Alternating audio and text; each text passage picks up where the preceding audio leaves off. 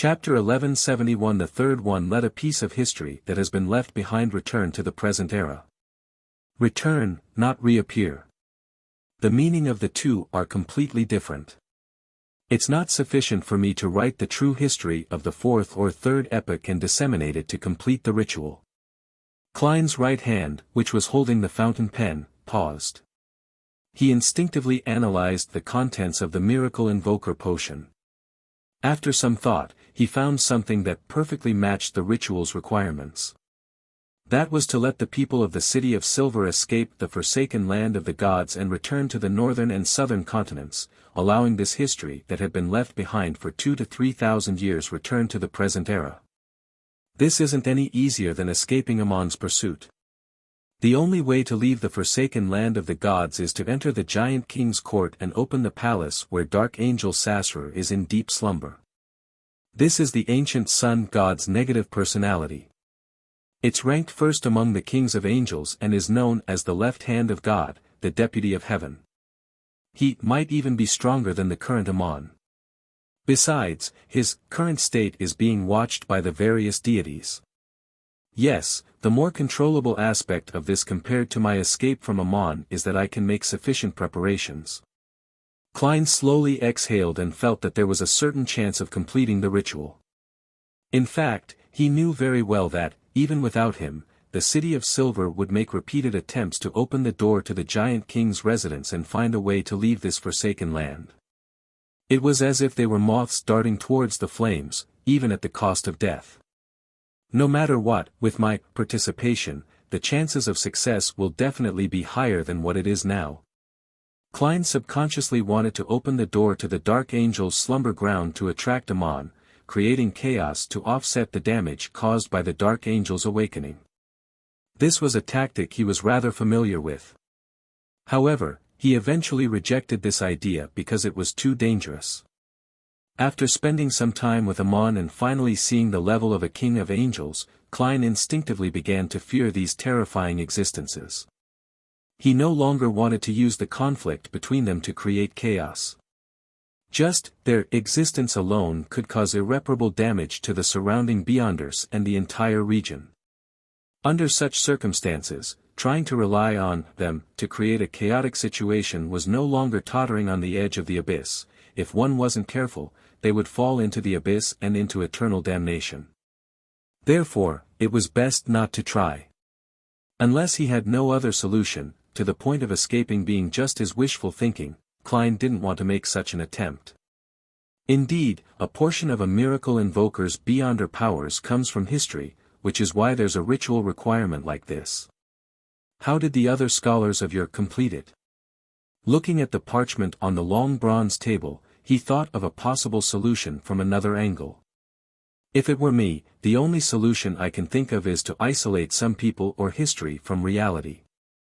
Only when they are forgotten will I allow them to return to the present era. This might take centuries, or even longer. What an evil act. Heh, it reminds me of the peach blossom spring. Those people living in utopia away from the outside world share some characteristics. After some thought, Klein believed that the difficulty of this ritual for scholars of yore was whether they could survive until the ritual was held. Furthermore, there were too many accidents that could interrupt self-isolation like that. The forsaken land of the gods has perfectly resolved these issues, but it also brings with it greater problems. Dark Angel Sasra. What is the condition of this heaven's deputy right hand now? Is it related to the resurrection of the ancient sun god? The level involved in such a matter has already reached the ceiling of this world. Why am I always involved in such matters? Klein gave a self-deprecating laugh. He could roughly guess that this was due to the destiny Sapphira Castle brought him. After all, blasphemer Amon was unwilling to shoulder such a destiny. Retracting his wandering thoughts, he focused his attention back onto the miracle invoker potion formula. The worm of star is from the apprentice pathway. The supplementary ingredients contain 3 high-grade spiritual materials of the 3 neighboring pathways. I've already made the worms of time into fate siphon charms. There's no way to restore them. Let Leonard's grandpa lend me another one. How can that be called blending? I'm going to use the upgraded version of a yesterday once more charm to exchange for it. Where should I find the Worm of Star? There aren't many demigods from the apprentice pathway that live in the real world. The Aurora Order's Saint of Secrets, Bodhi's. However, I'm stuck in the forsaken land of the gods and can't deal with him. All I can do is ask Ma'am Hermit and Queen Mystic for help. At the same time, I have to urge Miss Magician to become a traveler as soon as possible. Yes, I can also get her to ask her teacher where Worms of Cosmos might be. There's actually only one main ingredient. It's either the heart of the dark demonic wolf or the Beyonder characteristic produced by other miracle invokers. It's no longer two as one. Yes, that also means that, at this level, there are very few scattered characteristics. They've all gathered. The dark demonic wolf is also known as the god of wishes. That's a standard angel, a subsidiary god. If I can't find any materials that can be used, wouldn't I be slaying a god? The level of an angel can already be considered a hidden existence. There's a fundamental difference from being a sequence 3. Just thinking about it makes me scared. After making a list of helpers that he could rope in, he felt a lot more at ease. He had a feeling that he no longer feared his debts when they reached a significant amount. He lifted his right hand that was holding the fountain pen, and he continued to record what he had previously learned. Most of this was something he already knew, and he could only use it as a reminder. Finally, he wrote down incomplete information in the corner of the parchment. Sequence 1, Attendant of Mysteries, Main Ingredients, 1 Attendant of Mysteries Beyonder characteristic. This piece of information meant that Sequence 1 Beyonder characteristics were difficult to obtain through other means, with only 3 to choose from. One of them is on the half-fool on the main peak of the Hornacis mountain range. It's with the uniqueness. The other is with Zeradol. There's still one more. According to what Leonard said, the true creator has clues to its location. Where could it be? Yes, Little Sun and the rest had hunted shapeshifters in the northern city ruins, Noise. There seems to be a high-level existence of the seer pathway lurking there. I wonder if it corresponds to Miracle Invoker or Attendant of Mysteries. Klein gradually had a thought, and he planned on visiting Noise for a preliminary investigation after he resurrected and escaped Amon. After digesting the knowledge he had gained, he summoned his golden pocket watch from the junk pile and opened it to check the time. Before he destroyed the Blood Emperor's ruin, he had sacrificed many things that he didn't need in battle, above the grey fog to prevent any damage. Despite that, he still lost quite a bit after the battle and his eventual suicide. Furthermore, they were all extremely valuable. Just the thought of it made him almost lose control. Grozel's Travels, Death Knell, Creeping Hunger, Fate Siphon Charm, Flaring Sun Charms, Marionette Konas and his equipment, Marionette Inuni and his 2 rings, and the Adventurer's Harmonica. No, I can't think about it anymore.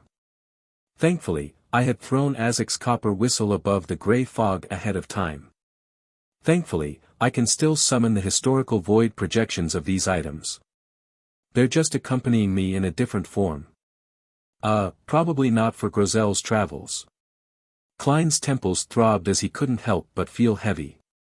He sighed and seriously mourned over the items, especially the mystical item that had accompanied him for a long time, Creeping Hunger. After a long silence, Klein forced his attention back to the present. As he waited for the tarot gathering to begin, he casually thought about the ancient sun god and the other matters such as Chernobyl. Suddenly, he frowned slightly. Since this is my hometown, there have never been transmigrators. They're all ancient humans that were released by Sapphira Castle. Then, do places like the Chaos Sea also have similar existences? Was Chernobyl converted into a sanctuary? According to what Amon said, and what I saw in my divination, the ancient sun god had indeed woken up in Chernobyl. Then, is he a transmigrator released from Sapphira Castle, or a survivor of a sanctuary? If it's the latter, who's the third person inside the cocoon? Upon thinking of this, Klein was alarmed as his pupils dilated slightly. He already had a certain guess about the history of the elves. It likely had nothing to do with Sapphira Castle. This way, he still couldn't find the correct corresponding identity of the third, or more correctly, the first, transmigrator. This transmigrator didn't seem to leave behind any traces in history. Without any hesitation, Klein's consciousness sank into the grayish-white fog. With the power of Sapphira Castle, he came directly to a certain part of history that was relatively distant.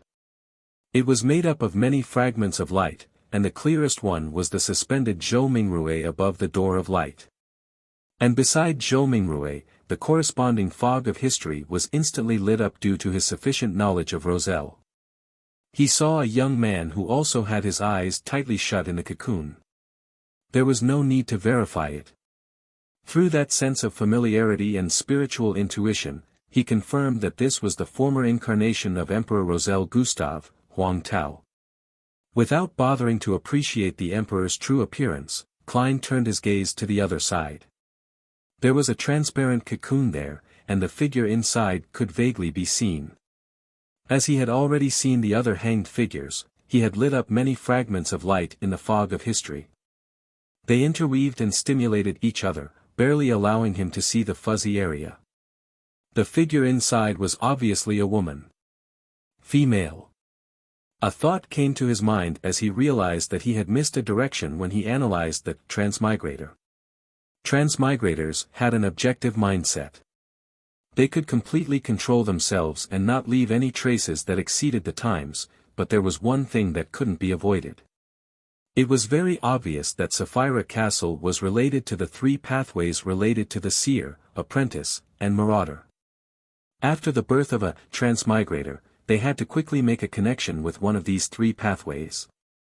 Not only was Klein involved in the case brought about by the Antigonus family's notebook, but he also quickly had the opportunity to choose the seer potion. In Intis, where Roselle was active, there was the secret order, and he got to know Zeradal early on. According to this logic, the ancient sun god with the marauder authority was indeed one of the reasonable suspects. Klein immediately conjured a pen and paper and began listing the corresponding names he knew at the moment. For example, fourth epoch people from the Antigonus, Zeradal, and Abraham family, or the kings of angels surrounding the ancient sun god. Before long, Klein's gaze stopped on a few names. The first person was none other than the ancient god, Phlegria, who clearly had the authority of seer. Behind him was his subsidiary god. The god of the dead, Salinger, and the goddess of misfortune, Ammonises. The latter was also known as the Evernight goddess. Klein stared at the parchment in front of him for a long time without moving. After a while, he gently tapped the edge of the long model table, causing all the items that he conjured to disappear. He summoned his golden pocket watch and opened it to take a look. He sent a message to Little Sun, informing him to prepare to participate in the tarot gathering. About 1,000 heartbeats later, dark red beams of light rose from the two sides of the long bronze table, condensing into different figures on different high-backed chairs. Without any gaps in time, all the members of the tarot club looked at the figure sitting at the very end who was shrouded in grey fog. Seeing that Mr. Fool wasn't wearing a monocle, Leonard inwardly heaved a sigh of relief. Then, he turned around and looked at the bottom of the long, model table to confirm the situation of the world Klein Moretti. Similar to him, Catlia, Audrey, and Furs instinctively turned their attention to the world Gehrman Sparrow after seeing Mr. Fool. One of them knew that the world was in a dangerous situation and could only seek Mr. Fool's blessings. Another had failed to receive any feedback for 2 days, and she suspected that Gehrman Sparrow had really been embroiled in the matter regarding George III, with something definitely having happened during that time. The final one knew that George III's matter was extremely risky, and was a little worried that Mr. World would suffer serious injuries. Seeing that the world Gehrman Sparrow was perfectly fine without any abnormalities, Audrey retracted her gaze, curtsied, and bowed towards the end of the long bronze table. "Good afternoon, Mr. Fool, with the world situation becoming even more chaotic, she felt a little comforted by the fact that the Tarot Club could still maintain its original state. This significantly improved her mood. After the Tarot Club members bowed under Miss Justice's lead, the Fool Klein nodded slightly, indicating for everyone to sit down. Then, he slowly surveyed the area and smiled. It seems all of you were very concerned whether today's tarot gathering would proceed as usual. Upon hearing this, Alger's heartbeat sped up as he heard thumping sounds. Without a doubt, he believed that Mr. Fool was referring to him, and was giving him a gentle punishment. In other words, he had given him a chance to repent. Alger lowered his head and said with a trembling voice, "We weren't pious enough and thought too much." Why is Mr. Hanged Man apologizing on my behalf?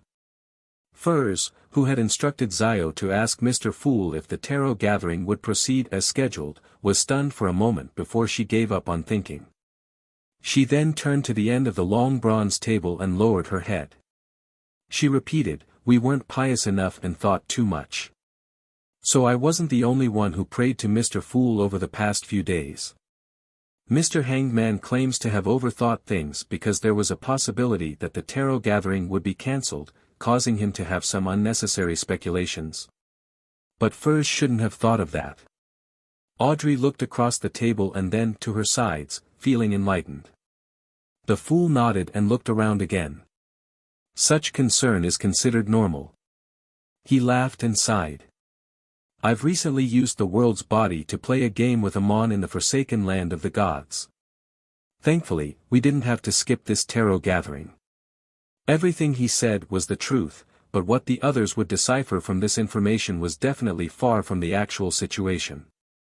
And this way, even if the news of the World Gehrman Sparrow being equal to the Fool was released, the members of the Tarot Club would only sneer in their hearts that Amon was trying his deceitful tricks again. To have a period of time that the world was equal to the Fool didn't necessarily mean that the world was always equal to the Fool. A portion of the truth was also a lie. Played a game with Amon. Old Man's guess was right. Mr. Fool was deliberately using Klein to bait blasphemer Amon. From the looks of it, he had obtained a rather satisfactory outcome, allowing Amon to suffer a terrible loss. Leonard, who had long come up with speculations, felt that this was completely in line with his expectations and didn't doubt Mr. Fool's words at all. Mr. Fool didn't reply for 15 minutes because he was in a critical moment battling Amon. He has already recovered to such a state. Audrey was pleasantly surprised and shocked when she heard that. For some reason, she felt a strong sense of honor. Alger could also tell from Mr. Fool's words that he had taken another step towards his recovery. He was actually able to hold the upper hand against a king of angels. This made him even more frustrated at himself for having doubts and testing the Fool. Mr. Fool had hinted in advance that the tarot gathering might be cancelled because he had long predicted that there would be a conflict between him and Amon. In fact, it's even possible that he had taken the initiative to create this episode by setting up a trap for Amon. Alger instantly made many connections and felt that there was no way he could hide his thoughts in front of such a high-level existence. He warned himself once again, "I can't do such things again." So Mr. World didn't provide any feedback because his body was being used by Mr. Fool to resist Amon. That king of angels, Amon, is truly powerful. Mr. Fool actually needed to personally take action. Furs and Zio exchanged looks, not having any more doubts about their previous questions. Katlia roughly understood the reason why the world had disappeared. She also guessed that the messenger who had the contractual ties with the world likely wasn't able to enter the Forsaken Land of the Gods. At the same time, she was surprised by the appearance of a king of angels appearing on stage in the present times. She felt that this was one of the signs of the apocalypse. Emlyn wasn't aware of what happened recently.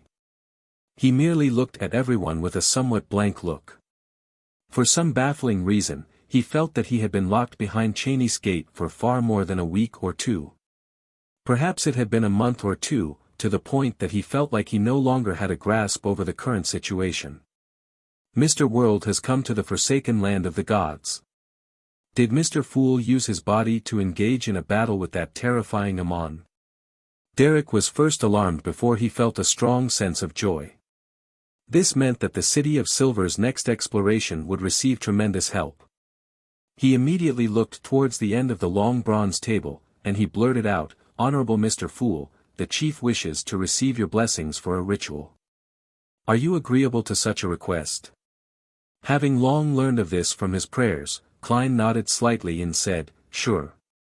After receiving his promise, Derek couldn't help but smile. For a moment, he didn't know how to express his gratitude. 2 seconds later, he lowered his head and said loudly, "My faith lies only with Mr. Fool." The fool nodded and turned to look at Ma'am Hermit. He warmly said, "What questions do you have this time?" The Queen didn't say anything in her letter. Cadlia was taken aback as she decided to first ask something she wanted to know. After all, she could still ask several questions. She deliberated for 2 seconds before saying, "Honorable Mr. Fool, what's the truth behind George III's death?" The moment the hermit said that, Justice Audrey and company immediately focused their attention.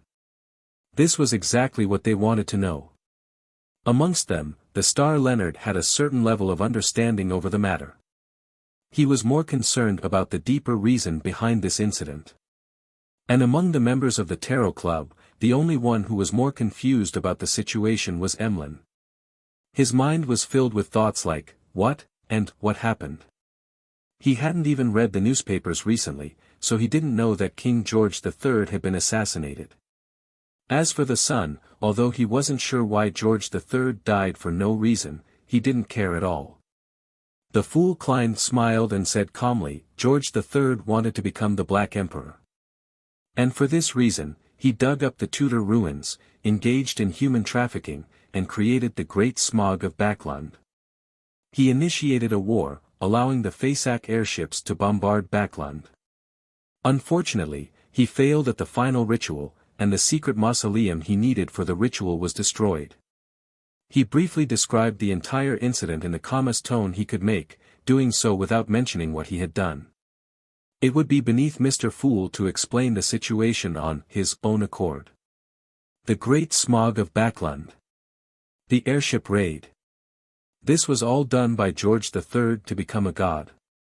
Audrey's eyes widened as she instantly recalled the two things she had experienced before.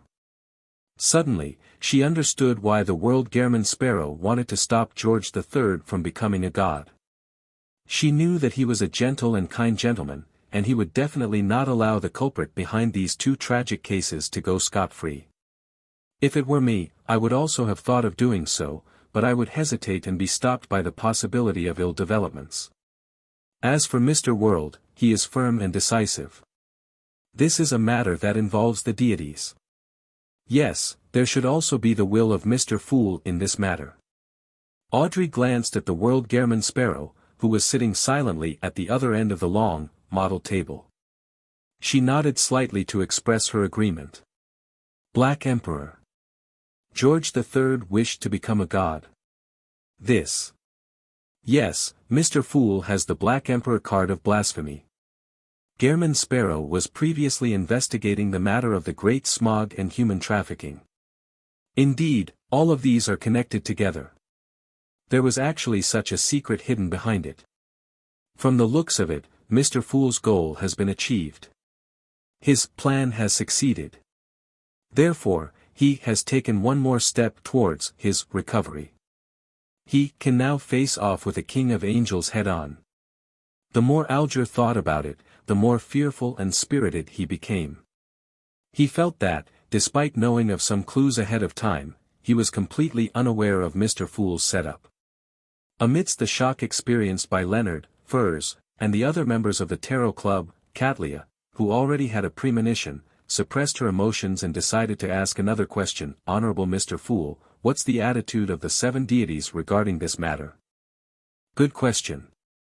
The fool Klein inwardly praised her, and he explained by using the Red Angel Evil Spirit's explanation in his own words. "The 7 deities wish to have a Black Emperor, but they are not unanimous in their candidate for the Black Emperor.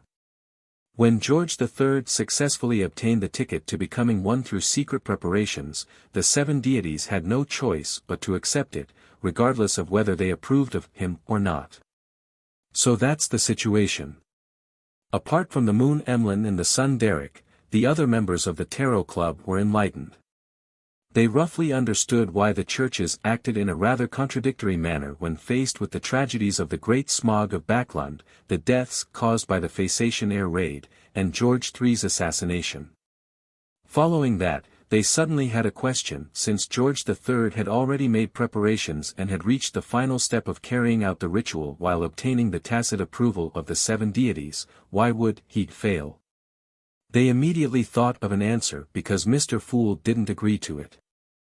In the destruction of George III's Black Emperor ritual, the churches probably didn't do anything to stop it. Perhaps, they even provided some help to Mr. Fool's subordinates. Did the Church of the Lord of Storms make use of this chaos to secretly do something?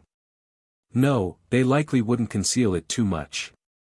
Leonard recalled all the details he had previously discovered, and he was confident of his grasp over the overall situation. The seven deities' tacit approval.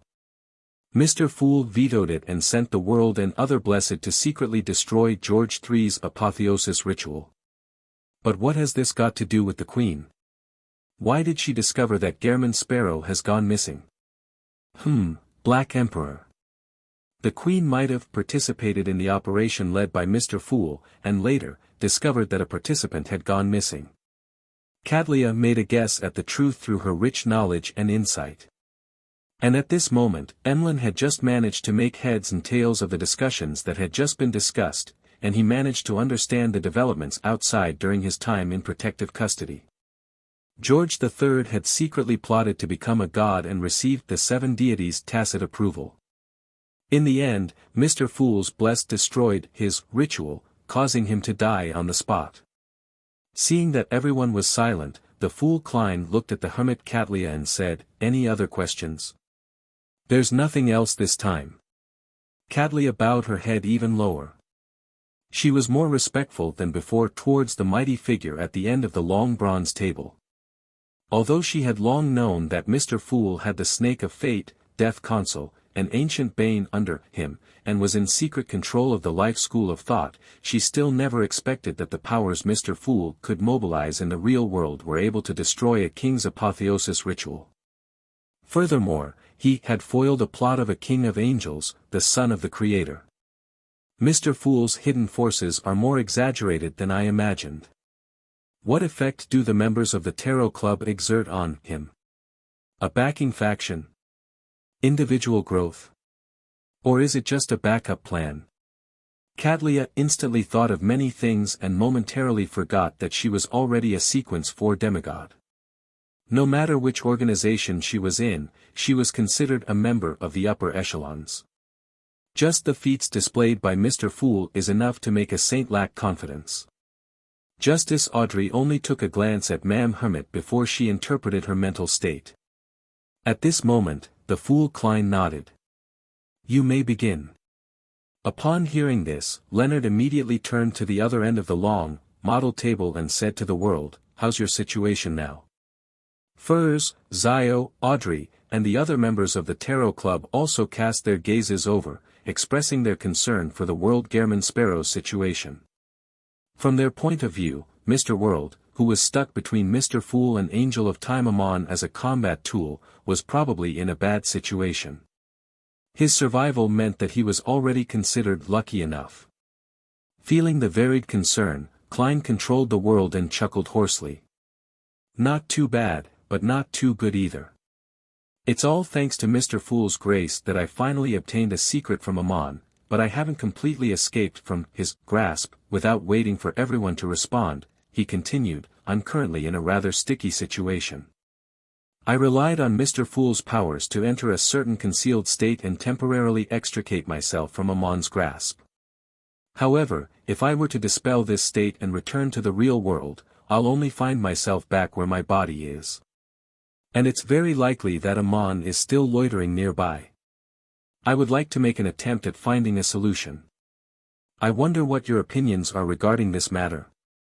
The meaning behind the world German Sparrow's words was very clear. He wanted to rely on himself first, leaving Mr. Fool's help as a last resort. And his actual meaning was essentially the same: find a way to bypass the restrictions first. And in the case that his solution didn't really work, then he would consider living in the state of being undead. Solution. Alger and company were suddenly a little excited because the suggestions they provided would be used to fight against a king of angels. If they were employed and were of use, then this would be a proud moment in their life, one that would remain for the rest of their lives. Audrey was just about to speak in excitement when she retracted her words. This was because she knew that she couldn't give random suggestions, otherwise, it could lead to Mr. World getting caught by Amon. Zio thought about it seriously and realized that she couldn't come up with any useful suggestions. She could only choose to observe and learn. Must it be where your body originally was? Do you have any blood or hair that was kept elsewhere? Alger thought for a moment and gave a suggestion using a question. The fool Klein thought for a moment and made the world shake his head. No. Compared to his original body, a single tube of blood was too little. Thinking of this, Klein suddenly had an idea: perhaps he could use those 2 tubes of blood as ingredients, combining them with other methods, using alchemical life to create a new body. There are 2 problems. Firstly, alchemical life requires the spirit body's involvement, otherwise, the final product might not be considered my body. Secondly, I don't know any demigods who can complete alchemical life. The only one barely related to them is Frank Lee. Will I end up becoming a mushroom man? Then, I'd be better off as an undead. As Klein thought about it, he nearly shivered. After the hanged man's suggestion was rejected, the hermit Katlia set off from her knowledge of mysticism. She deliberated and asked, "Do you have a Sequence 3 sealed artifact?" "Why do you ask?" The world asked. A Sequence 3 sealed artifact can respond to prayers within a certain range. You can make use of that, Katlia explained simply. Klein roughly understood what Mam Hermit was thinking. You're talking about descent. That's right. Get someone to set up a descent ritual at the periphery, and you should be able to respond to it in your own concealed state. Katlia first glanced at the sun and described the specific plan. Then, she realized something as she asked, "Do you really have a Sequence 3 sealed artifact?" She originally wanted the world to seek Mr. Fool's bestowment. "I'm already a Sequence 3 Beyonder," Klein replied simply as he controlled the world. The members of the Tarot Club were momentarily speechless. They knew very well that Mr. World must have advanced to Sequence 4 at the end of June to become a demigod. And now, it was December of the same year. The Queen once said that using the blood of the Snake of Fate to advance would make it easier for me to become a Sequence 3 clairvoyant than others. Besides, the Tarot Club has given me plenty of precious mysticism knowledge. It has greatly helped me digest the potion. But even so, I still need another half a year before I have a chance of attempting to reach Sequence 3. The hermit Katlia subconsciously looked around and discovered that the other members wore stupefied and envious looks. She sighed silently and said, "Is my suggestion useful, Mr. World?" The world German Sparrow shook his head. There is a huge restriction when responding in that state. Once he chose to descend, it would mean that he would begin the rest of his life, no, afterlife, as an undead. Perhaps, I can combine the 2 methods. Yes, I can use the method of praying to the Fool, sea god, or protector of magic and drama performers to leave the forsaken land of the gods, but that's not urgent. It's too easy to reveal the truth. The fool Klein made the world look at the star Leonard while in thought. Leonard instantly understood what he meant. He tersely acknowledged. "I'll go back and do some research to see if there are any other ideas." Clearly, his true intention was to ask Old Man when he was back. He was an angel who knew Amon rather well. Perhaps, he could come up with suggestions that no one else could think of. This was the answer that Klein wanted. He immediately made the world say, "Okay." After the discussion of how to escape his predicament came to an end, the world-Gehrman sparrow looked at Furs. Help me ask the Abraham family if they still have any worms of cosmos that have yet to lose their spirituality. If there are, what will be the price for the exchange? A worm of star was a high-level spiritual material. Most of the time, it didn't contain any beyonder characteristics. Therefore, their spirituality would suffer an irreversible loss. Without any special methods, it would be difficult to preserve it for too long. Worms of cosmos. Furs was taken aback before she nodded. All right.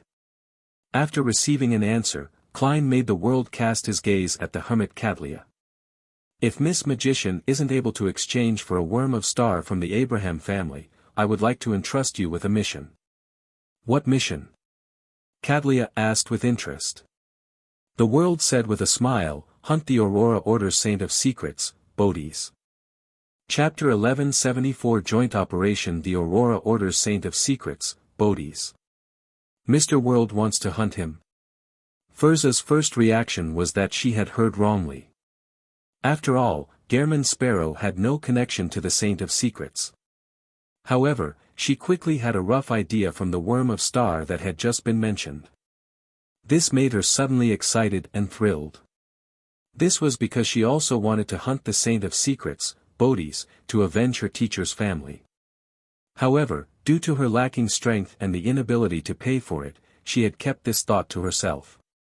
Although it sounds like Mr. World doesn't plan on personally taking action, Ma'am Hermit is also a Sequence 4 demigod, and she has the support of that Queen Mystic behind her. I can provide the utmost support within my abilities. As her thoughts raced, Furs cast her gaze at the hermit beside her, waiting for her reply. After some thought, Cadlia said, Bodhi's is very likely a saint of the apprentice pathway. It's very difficult to hunt him. Besides, he has the Rose Redemption backing him and the True Creator's protection. With my current level, it's almost impossible for me to complete this mission solely on my own. You can seek the help of Queen Mystic. I will also arrange for other partners for you. Klein made the world-Gehrman Sparrow reply in a low and hoarse voice, the reward is the right to choose the spoils of war first, and mysticism knowledge that will allow you to digest the potion within this year. It's December. Cadlia's heart palpitated when she heard that. She deliberated and said, when the time comes, I will try, but I cannot guarantee success. No matter how difficult the mission of hunting the Saint of Secrets was, it couldn't be as dangerous as accepting the knowledge injection process from the hidden sage. And as for the mysticism knowledge provided by the latter, they didn't necessarily aid in digestion. There was a high probability that it included mathematics, machinery, and literature. No problem. As long as you do it seriously, I'll still compensate you with the mysticism knowledge even if you fail in the end. The world nodded and confirmed the deal. At this moment, Furs finally couldn't help but speak out, Mr. World, Ma'am Hermit, can I join this mission? I might be able to provide some help. Even if you didn't, I would have gotten you to. The fool Klein secretly laughed and made the world nod gently. There's a spot reserved for you in this mission. Furs wasn't surprised at all. She asked curiously, what can I do?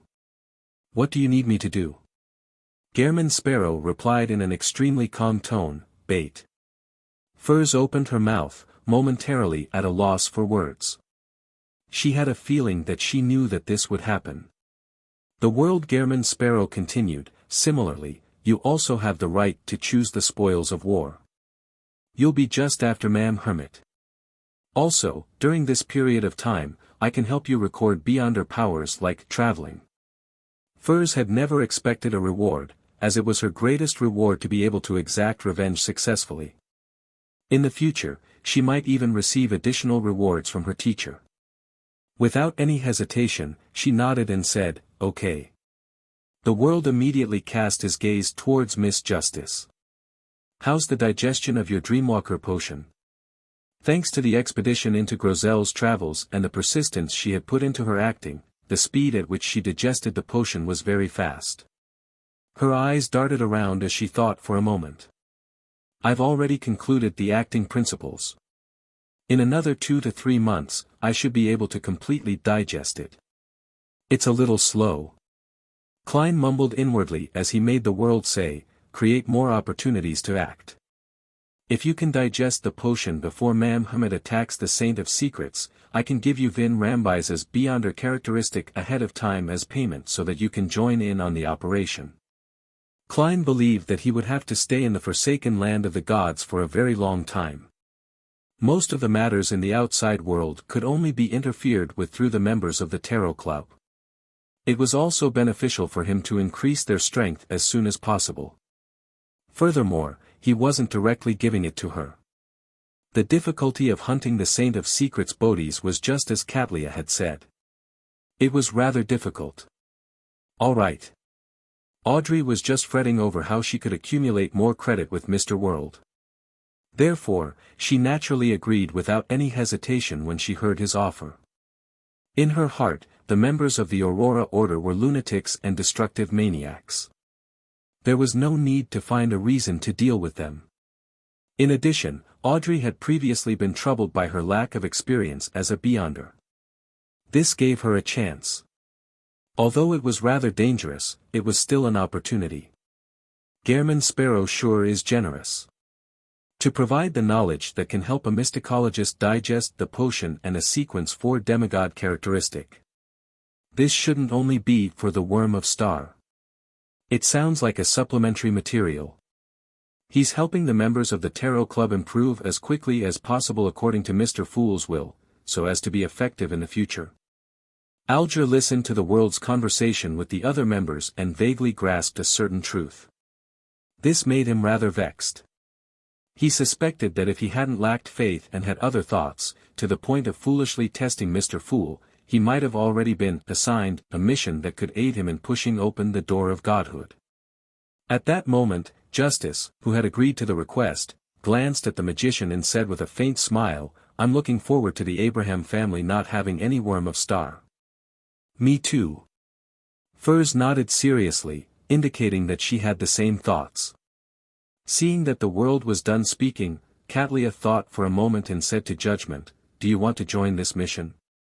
Do some intelligence gathering on the periphery. Your ability in this area left a deep impression on me. Even without Ma'am Hermit's invitation, Zio wouldn't refuse in helping her friend. She nodded gently and said, I don't have a problem if the operation is in Backland. If it's somewhere else, my role would be greatly discounted. A sheriff and their own area of jurisdiction were always connected. The more familiar they were with the place, the better they could showcase their abilities. Once they exceeded that range, they could only rely on their Beyonder powers. Your reward is being third to choose the spoils of war. Katlia looked at the star once again. If there's a need, I hope you can allow the official factions to appear at the right moment. Leonard chuckled. I hope you don't have to go that far. My reward shall also be a spoil of war. If my dear poet friend here wasn't invited in the end, then the mission of hunting the Saint of Secrets would have nearly become a sorority for the female members of the Tarot Club. The fool Klein muttered inwardly as he made the world Gehrman Sparrow finalize the matter. All that was left was to wait for the Abraham family's feedback. Following that, Alger and Derek reached a rental arrangement for the unshadowed crucifix. Just as they entered the free exchange segment, Emlyn couldn't help but look towards the end of the long bronze table. Honorable Mr. Fool, can you give me a hint? How should I escape protective custody? The fool, who was shrouded in the grey fog, nodded slightly and said simply, this week. His answer was said with great confidence, but it wasn't a prophecy, but a judgment of the situation. The current situation had Fasak and Intis attacking Lone, while Fainapotter was attacking Lone, Elias, Lenberg, Mason, etc. The three churches definitely didn't wish to suffer any damage the Sanguine could bring while already having existing enemies. Therefore, Emlyn would be released very soon, but it was hard to say for Father Yutravsky.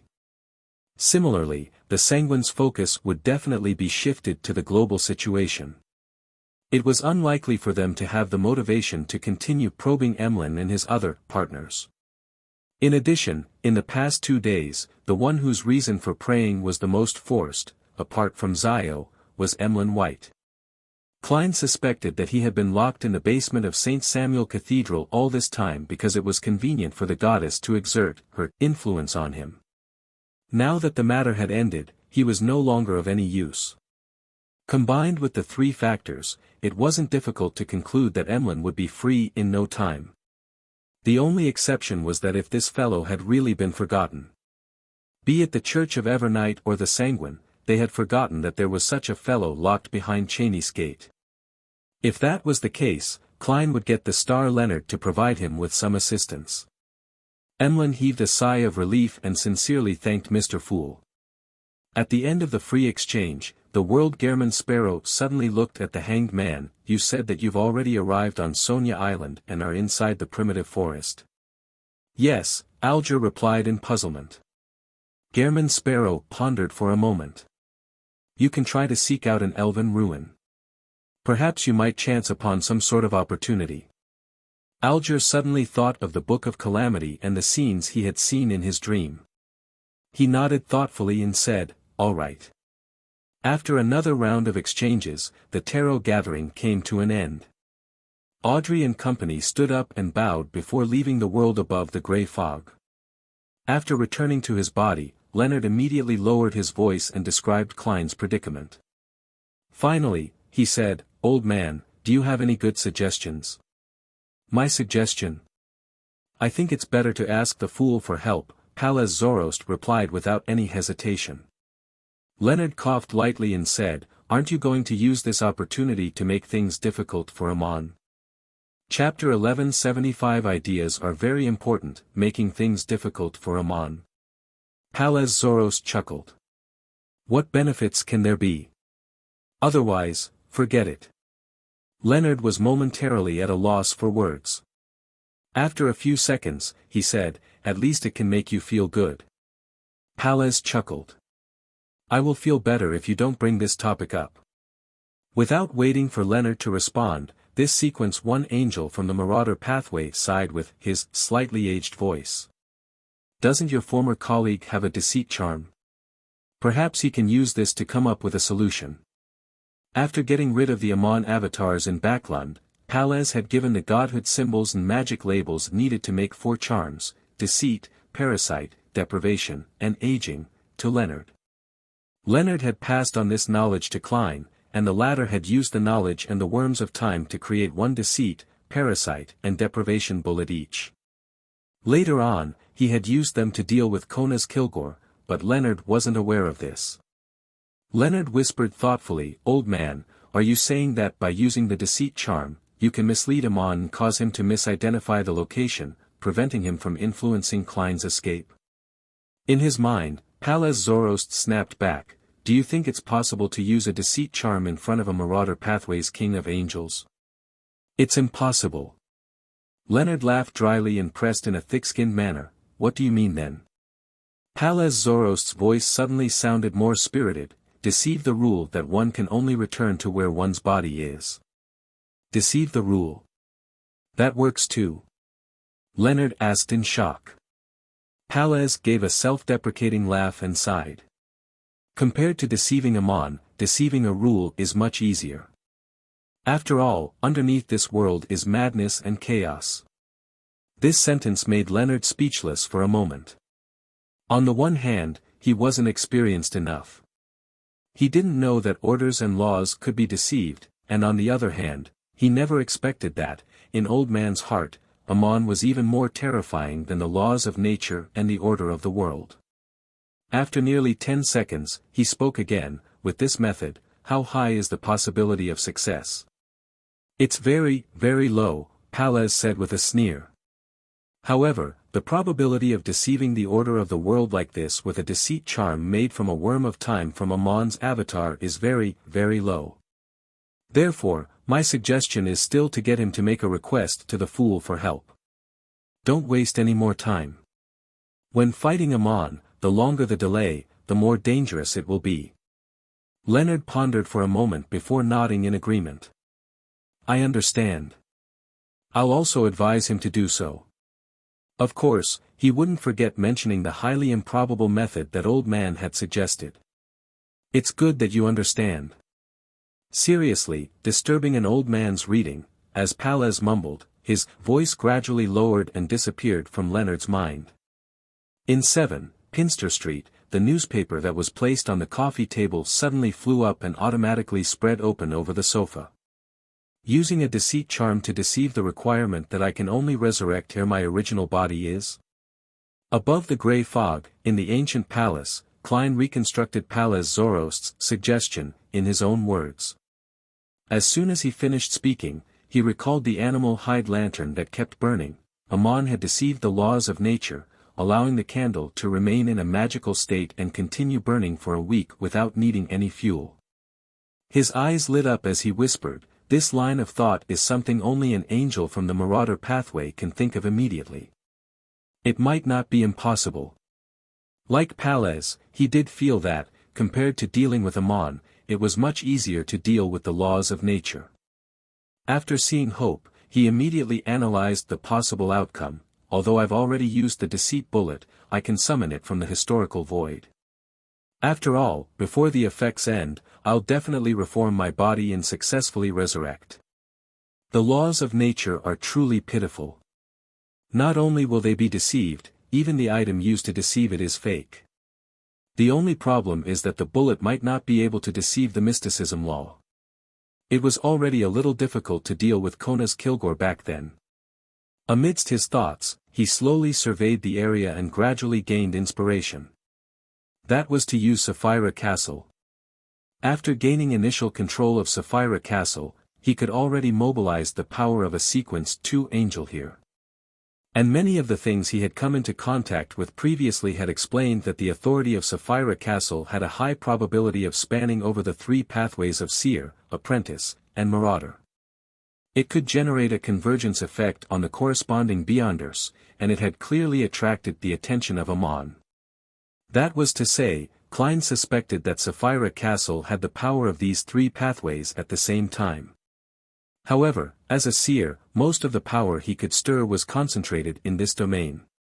With the help of the medium known as the Deceit Bullet, I might be able to stir the other powers of Sapphira Castle.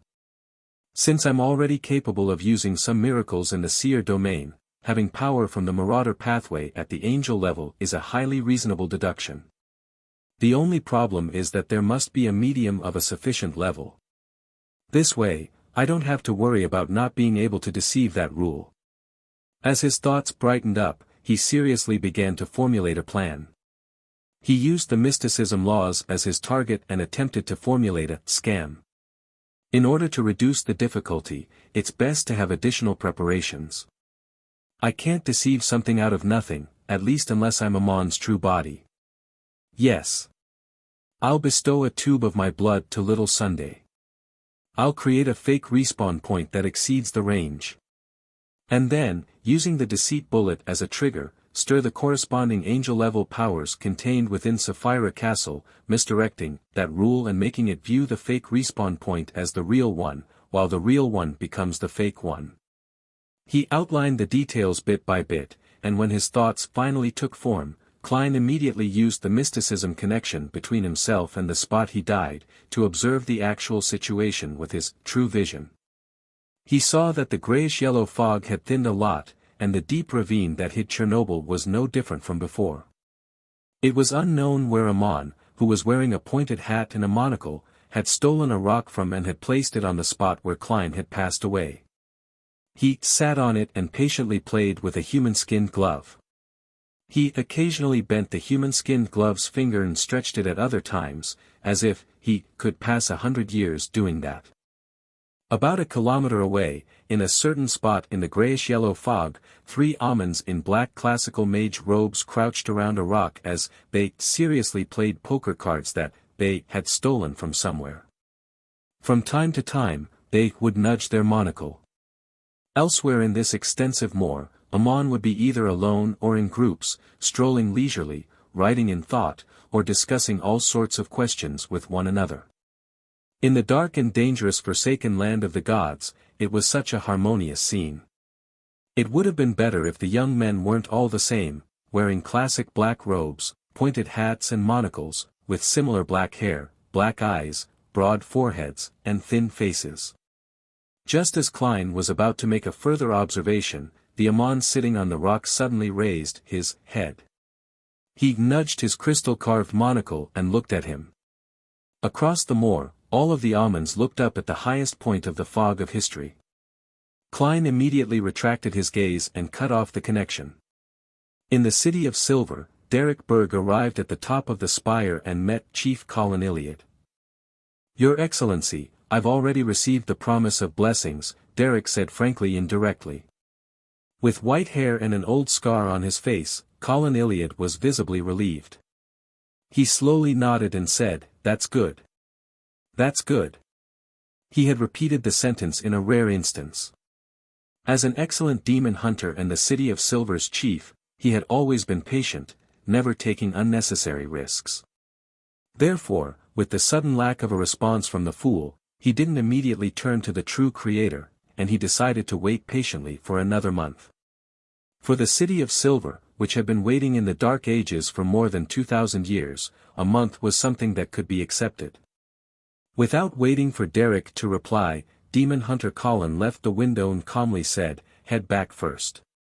I'm going to start preparing for the advancement ritual." Derek glanced at the chief and said sincerely, "You'll definitely succeed." He didn't stay any longer. He immediately left the spire and returned home. After setting up the ritual again and placing the 6 powerful corpses that he had hunted to the correct position, Colin Iliad began to concoct the potion.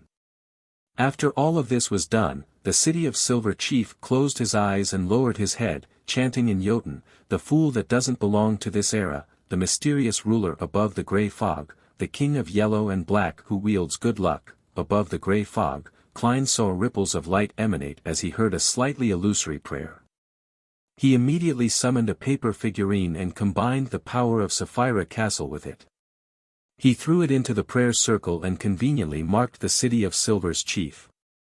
At the same time, with the help of this prayer circle, he observed the situation of the entire spire in the City of Silver. He confirmed that there was no sign of Amon's parasitic existence near the chief or Little Sunday. "I have to seize this opportunity." Klein immediately conjured the World Gehrman Sparrow and made him pose as he prayed. At this moment, Colin Iliad saw the light. In the holy light, a holy angel with 12 pairs of illusory wings suddenly descended. As clean, white feathers fluttered down, the demon hunter was embraced by these wings of light. This was a blessing from Mr. Fool.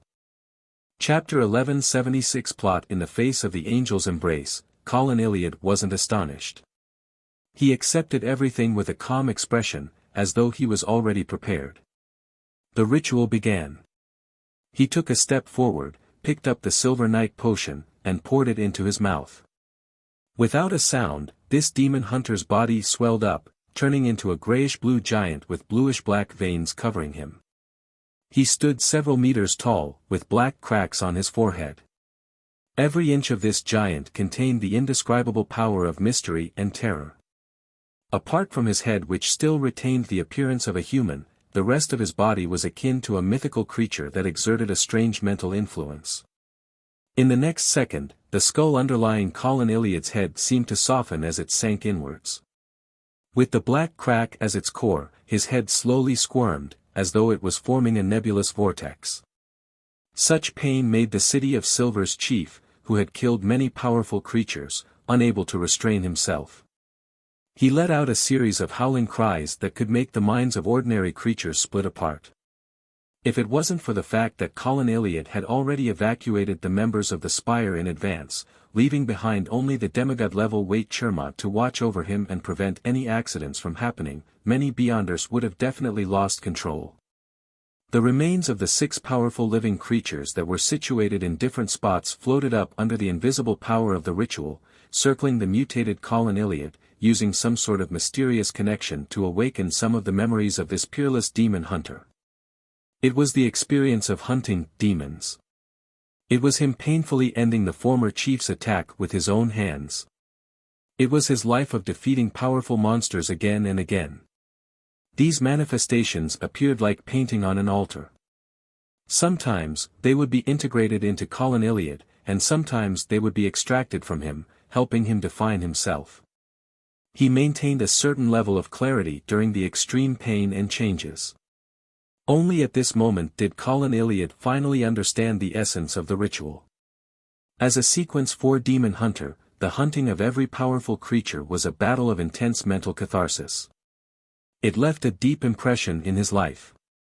With these powerful mental imprints, he was able to locate himself after consuming the potion, and not be lost in pain and madness. This made Colin Iliad recall a term recorded in some of the books in the City of Silver, anchor. At Sequence 3, he was considered a deity in a certain sense. He could respond to prayers within a certain range, so an anchor was required. As this wasn't the level of an angel, an anchor didn't necessarily need to be a believer. It could be replaced by other things, such as the clear marks in one's life that had meaning in mysticism. In the memories that had been awakened, Colin Iliad slowly regained his self-awareness. He felt his body again and grasped its changes. Right on the heels of that, a layer of wings formed from illusory light extended out from behind him. They fused with the surrounding paintings as they constantly shrank inwards. The surface of Colin Iliad's body collapsed into a silver armor that was firm and beautiful, but it didn't possess any weight to it. After the demon hunter advanced to a silver knight, due to the difference in the deity's blessing, there would be minute differences between silver knights. Previously, the leader of the King Court's chasers, Light-Color Merskogan, had received blessings from the Giant King. Therefore, the various aspects of the Silver Knight domain were much stronger. On the other hand, Colin Iliad could occasionally make his body condense a silver rapier that could teleport. While in combat, it would appear at random during an attack, with beneficial tendencies, bringing about unpredictable changes. In addition, he could also obtain a certain uniqueness when using mercury liquefaction. As the silver armor finally took form, Colin Iliad had completed his advancement. Apart from not having a single vertical eye on his head, he was equivalent to a mythical creature. At this moment, he raised his right hand and waved it to the side. At a small hill outside the City of Silver, a silver beam erupted out of thin air. It tore apart everything around it, splitting the small hill into two halves. During Colin Iliad's advancement to Silver Knight, Derek Berg completed the bestowment ritual and obtained a small metal tube. Seizing the opportunity of the City of Silver's chief creating abnormalities and drawing away most of the attention, Klein suddenly reached out while in the ancient palace above the grey fog. He had summoned a bullet and death knell from the historical void. Right on the heels of that, he did a divination in advance, confirming that there weren't any signs of Amon's parasites around Little Sunday. Without any hesitation, he opened the revolver's cylinder and stuffed the deceit bullet into it. Pa! With a shake of his right hand, he closed the cylinder and used the mysticism connection to aim at the spot where he had died. Bang! He calmly pulled the trigger and fired the only bullet. At the same time, taking advantage of this beyonder effect, he willed Sapphira Castle's powers into mobilizing. The grey fog boiled once again, including the space around them. A majestic but slightly dark energy surged out like a tidal wave, wrapping around the bullet, passing through the gap and shooting towards the real world. The light in Sapphira Castle suddenly dimmed. Suppressing his fear and horror, Klein used Death Knell's historical projection to simulate the feeling of a sudden descent. He leaped towards the crimson star representing the sun and leaped towards the tiny tube of his blood. On the barren moors of Chernobyl, all of the Amons wearing pointed hats raised their heads and looked at the lightning that streaked across the sky. They looked at a deep and quiet swath that even the lightning couldn't illuminate. The Amons nudged their monocles, and after a moment of silence, they laughed. He doesn't seem like someone who can come up with such a solution. Palez. He joined this organization codenamed the Tarot Club. In the Berg household in the City of Silver. The darkness in front of Derek suddenly turned dark, as if the candles in the room had been burned to ashes. To the residents of the City of Silver, this wasn't a good thing. Derek's eyes immediately lit up with the light of the sun. At that moment, bits of light burst out from the deep darkness like transparent squirming worms. The metal tube that Derek had received shattered automatically as fresh red blood floated out from it and suspended itself in midair. It didn't spread apart but instead merged with the fragments of light. In just 2 or 3 seconds, these light fragments condensed into one, forming a huge ball of light. The spherical light ball stretched out and changed, quickly forming a figure. The figure had a deep outline and a cold expression. He wore a silk half-top hat and a black coat while holding a black iron-black revolver. It was none other than Gehrman Sparrow. Having successfully deceived the laws of mysticism, Klein used the help of his old blood to complete his resurrection. Without needing any introduction, Derek had already recognized the visitor through his special temperament. After being stunned for a moment, he instinctively revealed an uncontrollable smile. "Mr. World." Klein raised his head slightly and looked at Little Sun, who seemed to have grown taller. He subconsciously reached out and pressed down on his top hat. He then nodded gently and said, "I will be in the forsaken land of the gods during this period of time. However, I have to leave now. I can't lure Amon into the City of Silver. If there's a chance in the future, I will cooperate with you." Having understood what Mr. World meant, Derek nodded heavily and said, "All right." Just as Klein raised his right hand and was about to snap his fingers to leave with flaming jump, Derek looked at him and suddenly pointed to the storage cabinet in the room. "Mr. World, do you need to bring some food with you? There are mushrooms that can produce milk." Klein controlled himself, not letting the corners of his mouth twitch. He maintained his cold attitude and said, "I don't drink milk." As soon as he finished speaking, he snapped his fingers, causing a scarlet flame to fly out of his pocket, wrapping around him like water. The fire quickly dissipated like falling stars, and Klein's figure disappeared from Derek Berg's room. Outside the City of Silver, in a deformed forest, flames flashed continuously, extending all the way to the moors leading to the north. After he truly left the City of Silver did Klein slow down his footsteps and summon a lantern from the historical void. He had long expected that the revival process would go so smoothly. After all, once he found the correct solution, there was no way that Amon could stop him. In the City of Silver, Amon only had a few avatars at the sequence 4 or 3 level, so Klein could use his true vision to locate them and eliminate them ahead of time. And if they could form an avatar at the sequence 2 level, Klein, who had gained initial control of Sapphira Castle, could stir powers at the power of an angel, allowing him to easily fight such an avatar while being above the gray fog, and would stay undefeatable since he couldn't be attacked. He had the confidence to defeat his opponent. If Amon moved his true body to the City of Silver, then Klein could choose to revive at his original spot. Of course, Amon could create an avatar that was almost at sequence 1 and send him to the City of Silver. However, under the premise of the conservation of Beyonder characteristics, how many avatars could he create? Not more than 2. As for Klein, he could split his remaining blood into multiple portions. He could use the bestowment ritual to send them to Mr. Hanged Man, to Mam Hermit, and to the Star Leonard. There were too many spots where he could revive, so there was no way that Amon could guard all of them. This was an above-board plan based on his own level, Beyonder powers, and the special ability of Sapphira Castle. Before he attempted to revive himself, Klein was already quite certain of the outcome. The only thing he was worried about was that deceit would be detected by Amon ahead of time, allowing him to interfere in a timely manner, causing his respawn location to change. Fortunately, his divination had confirmed that the level of danger wasn't high. This was one of the reasons why he dared to try. Phew, I've really escaped from Amon. As he advanced amidst the dim yellow light, Klein felt the presence of his body, and he heaved a sigh of relief. Of course, he knew very well that he was going to encounter the relentless pursuit of Amon's main body and various avatars.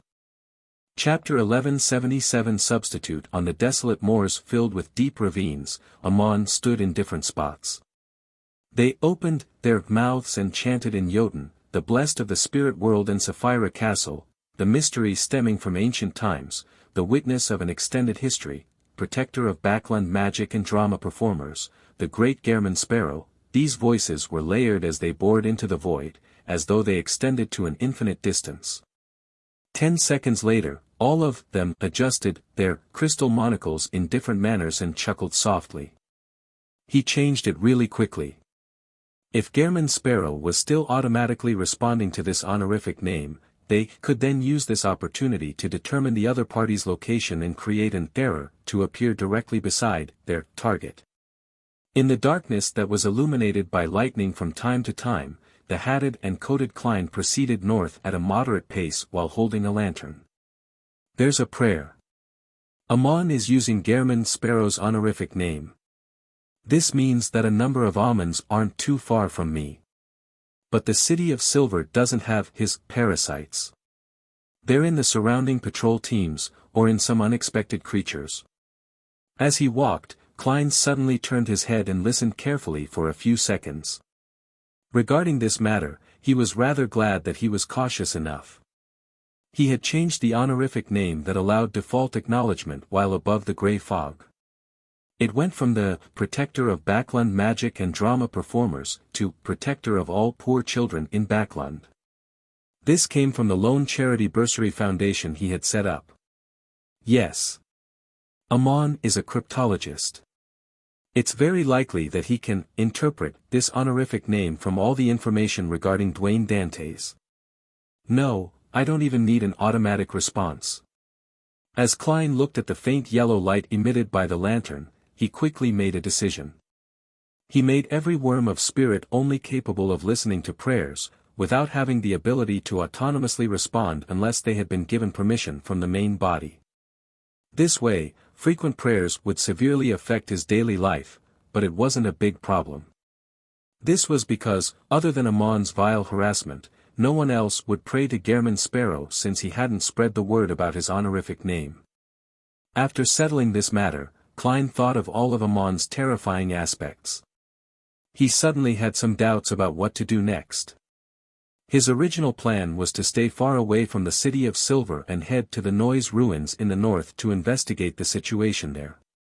He wanted to see if he could obtain the main ingredients needed for the Miracle Invoker potion. However, after connecting that ancient city ruins with Amon, a problem was revealed. Klein could already confirm that the upper levels of neighboring pathways also followed the law of beyonder characteristic convergence. Since Amon had been wandering around the forsaken land of the gods for more than 1,000 years and had come near the City of Silver, how could he not be attracted to the Noise Ruins in the north? For the chief of the City of Silver to not dare to enter, it means the power in Noise City has definitely reached the level of an angel. Amon wouldn't ignore it. He probably doesn't dare to directly eat such a high-level beyonder characteristic of a neighboring pathway, but that doesn't prevent him from setting up a trap. Even if he hadn't done so in the past, he would definitely be rushing over there now. Of course, I can't exclude the possibility that Amon has yet to discover it because, during the City of Silver Chief's first visit, the Noise Ruins weren't as dangerous. Perhaps that power at the angel level came to the Noise Ruins later. He has been constantly migrating his believers to avoid Amon. Amidst his thoughts, Klein felt a little afraid about heading northwest for the ancient city.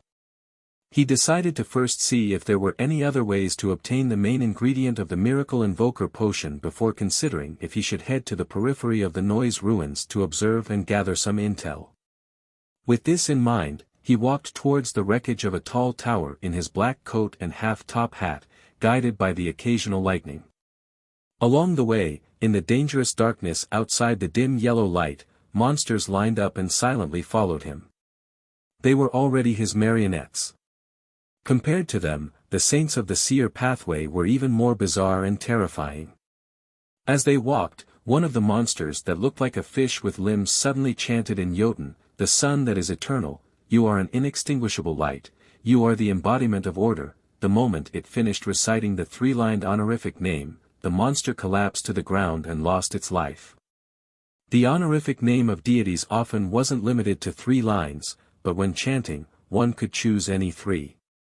For example, the Eternal Blazing Sun's complete honorific name was Eternal Blazing Sun, Inextinguishable Light, Embodiment of Order, God of Contracts, Guardian of Businesses. And just now, Klein had used the first 3. With this method, he prayed to the Lord of Storms, the God of Knowledge and Wisdom, and the Evernight Goddess, hoping to receive a certain response. However, there was no change in his surroundings 15 minutes later. It's useless to pray to a sequence 0 true deity in the forsaken land of the gods. Unless the target is the true creator, or is an existence that wields things like Sapphira Castle or the Chaos Sea. That's not right. In Afternoon Town, that clergyman had the goddess's true name concealed when saying it. When he mentioned the 4th king of angels, he suffered immolation, due to the involvement of deities. Perhaps it's because there's still all kinds of divine power in the forsaken land of the gods, not only concealment and degeneration. And the true names of the different deities each have special meaning in mysticism, allowing it to stir the corresponding powers. This way, it would explain why the City of Silver has been teaching the 2 true names of Badheil and Haraburgen, but they didn't end up establishing any connection with the God of Combat or the God of Knowledge and Wisdom. The prayers in the forsaken land of the gods are not heard by the true deities, or even if they can hear them, they are unable to respond. This also means that there are no remnant powers of the God of Combat or the God of Knowledge, otherwise, there would have been certain anomalies.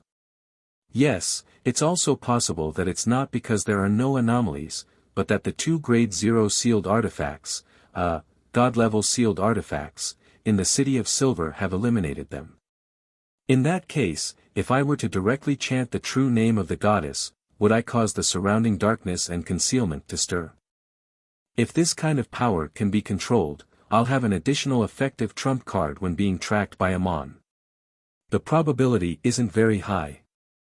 Directly chanting the true name of a deity is an act of blasphemy, and it will result in the corresponding backlash, just like Afternoon Town's clergyman. Based on his logic and the phenomenon he had seen, Klein came up with a theory on the present situation. He was eager to try reading out all the true names of the deities he knew, one by one, and checking their effects. Finally, he restrained himself and didn't blindly make the attempts. I'd better go above the grey fog to do a divination first. Otherwise, who knows if there will be an unbearable accident. Divination involving deities might not give a clear revelation. After muttering inwardly for a while, Klein scoffed at his impulsiveness. My previous plan was akin to, I haven't been courting death for 2 days. I shall do it seriously today. At that moment, he had already arrived at a collapsed tower. He sat beside a wall that had only been cut down by half. He reached out to take out a paper crane from the historical void, and he ignited it. He wanted to see if he could contact the Snake of Fate Will Septon series if there was a medium. He wanted to know where he could obtain the main ingredients of the Miracle Invoker potion. Under the illumination of his 3rd summoning of the lantern, Klein fell into a deep sleep, but he didn't dream of anything. Indeed, it doesn't work. After he woke up, Klein shook his head and let his body enter a historical void.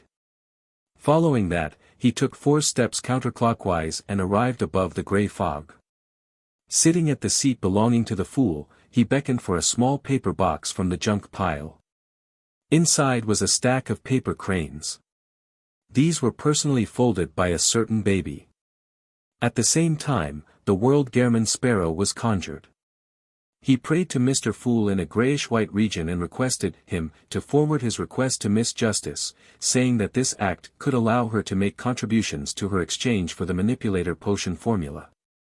Of course, Klein had already revealed that the potion needed to be consumed while amidst a huge emotional resonance. Backlund, Empress Borough, inside the Hall family's luxurious mansion. Audrey returned to her bedroom once again and set up a bestowment ritual to obtain the paper crane. She picked up a thin pencil and wrote on the paper crane's surface, "Dwayne Dantes has requested you to meet with me." After finishing her preparations, Audrey followed Mr. World's instructions and placed the paper crane under her pillow before lying down to sleep. Soon, she saw a pitch-black desolate plain. As a dreamwalker who had given herself hints in advance, she maintained her consciousness and walked towards the black steeple in the middle of the plains with strong curiosity. As soon as she arrived at her destination, Audrey's spiritual perception was triggered. She raised her head and looked at the top of the steeple. At some point in time, there was a giant silver snake coiled there. This gigantic snake didn't have any scales. Its body was covered with symbols and patterns that formed wheels that were connected to each other, with different labels. At that moment, the gigantic snake was staring at Audrey with its bright red and cold eyes. It said in a low voice, "What does Dwayne Dantes want?" "This is the angel of the fate pathway that gave Ma'am Hermit a drop of blood." Audrey controlled her thoughts and calmly looked at the gigantic snake. She said in honesty, "He wanted me to ask you where he can obtain the main ingredient of the miracle invoker potion." The gigantic silver snake suddenly fell silent for a few seconds before saying, "The number of sequence 2s in different pathways differ in numbers. Under the situation of the quota of attendant of mysteries being filled, there can only be a total of 6 miracle invokers. A miracle invoker is the name of a sequence 2 potion. Mr. World is going to become an angel? Or is he making preparations for his partner? No, if it's a companion, he can get them to ask him themselves." Audrey was first alarmed before she began to look forward to the mysterious serpent's answer. The gigantic silver snake looked down at Audrey and opened its blood-red mouth. The sequence 1 potion that Zeradol, the leader of the secret order, consumed came from an attendant of mysteries. In other words, each possesses an extra miracle invoker characteristic. Similarly, it was the same for the ancestor of the Antigonus family back then. Of course, if they were interested in something, or if they had a candidate who had won the favor of the family to the point of them being willing to nurture them, then an angel with sufficiently high status can separate the extra miracle invoker beyonder characteristic to the other party. The third miracle invoker's beyonder characteristic had combined with a characteristic of mysterious origins. It has become sealed artifact 0-05, also known as the magic wishing lamp. A true deity once attempted to destroy this item, to separate the characteristics and allow them to converge automatically, but eventually failed. The fourth and fifth miracle invoker beyonder characteristics are in the form of a grade 0 sealed artifact that exists in the churches of the eternal blazing sun and Lord of Storms. One of them is named 0-13. It comes from the third epoch's creator, designated as the Last Banquet. The other is codenamed 0-32, a product of the War of the Four Emperors, designated as Theater with Curtains That Never Draw. The sixth miracle invoker beyonder characteristic might be in the forsaken land of the gods. During the third epoch, there was a remnant dark demonic wolf who occasionally appeared. After the cataclysm, he vanished without a trace. Audrey listened attentively and thought carefully for a moment before saying, "You're saying that, under the situation where the attendant of mystery spots are filled, there are only 6 miracle invokers. And now, you only mentioned the secret order's leader, Zeradol, and the ancestor of the Antigonus family, but the spots don't seem to be filled. In such a situation, there might be an extra miracle invoker beyonder characteristic."